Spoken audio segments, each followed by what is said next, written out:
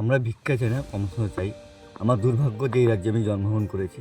Others কোনো রাজ্যে জন্মগ্রহণ করলে এই ভিক্ষা চাওয়ার জন্য আমাকে আর অন্য কোনো যেতে হতো না। কি বলবো, মাননীয় এমন কিছু করে যাচ্ছে, বেকার যুবকদের জীবন নষ্ট করতেছে, প্লাস সমাজটাকে ধ্বংস পথে নিয়ে যাচ্ছে। ভাতা তো জীবনটাকে যুব সমাজের জীবনটা নষ্ট করে দিচ্ছে। ভাতার লোভ দেখিয়ে এটা সামনে ইলেকশন আসতেছে, বিধানসভা ইলেকশন, হয়তো লোভ দেখিয়ে মানে বিভ্রান্ত করার চেষ্টা করেছে, ভাতা দিয়ে সবাইকে মুখ বন্ধ করার চেষ্টা। আদার্স কিচ্ছু না, মানে আছে ভোট কৌশলী একটা ব্যবস্থা চিন্তা ভাবনা মাথায় রয়েছে। যুব সমাজকে নষ্ট করার যে একমাত্র মুখ্যমন্ত্রী মমতা ব্যানার্জি। আমি নিজেও ভুক্তভোগী, আমি কেরলে গিয়ে কাজ করতে হয় আমাকে। আমি 4 বছর অলরেডি কাজ করি, পড়াশোনা করে কী হবে? আচ্ছা, কাজ নেই, কোনো রিকমেন্ড করতে পারি না।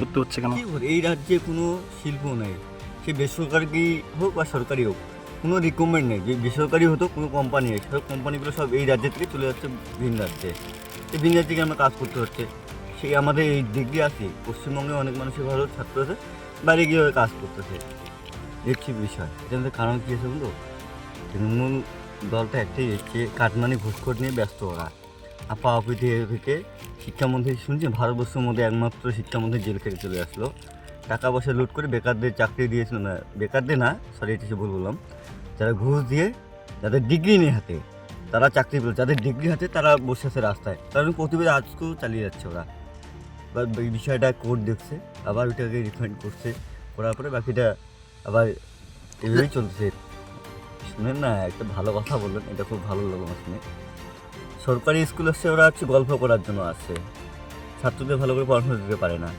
তার জন্য সাধারণ লোক একটু সচেতন হচ্ছে, আস্তে আস্তে তারা প্রাইভেট স্কুলে পাঠাচ্ছে। আর যেই টাকাগুলো আসছে তারা লুটপুট করে খেয়ে চলে যাচ্ছে। আস্তে আস্তে স্কুলের থেকে শিক্ষকরা কী করবে, আসছে খাচ্ছে যাচ্ছে চলে যাচ্ছে, সরকারকে লুট করছে আর গ্রামের লোককে বোকা বানাচ্ছে। সচেতন হচ্ছে দেখেই প্রাইভেট স্কুল যাচ্ছে এখন সবাই। আর টাকা পয়সা তো সব কাটমানি, তো মজা করা, তারাও কাটমানি ছাড়া চলতেই পারবে না। ওরা তো এখন 100 দিনে কাজ নেই, কোথার থেকে ওরা চলবে? একটা পঞ্চায়েত ইলেকশনে 3 থেকে 4 লাখ টাকা খরচা হয়, সেটা তুলবে কোথার থেকে? ডাইরেক্টলি তো দিতে পারবে না রাজ্য সরকার। এবার কাটমানি তো নিতেই লাগবে। একটা ছোট্ট একটা কাগজ নিতে হলে না 5,000 টাকা দিতে লাগবে।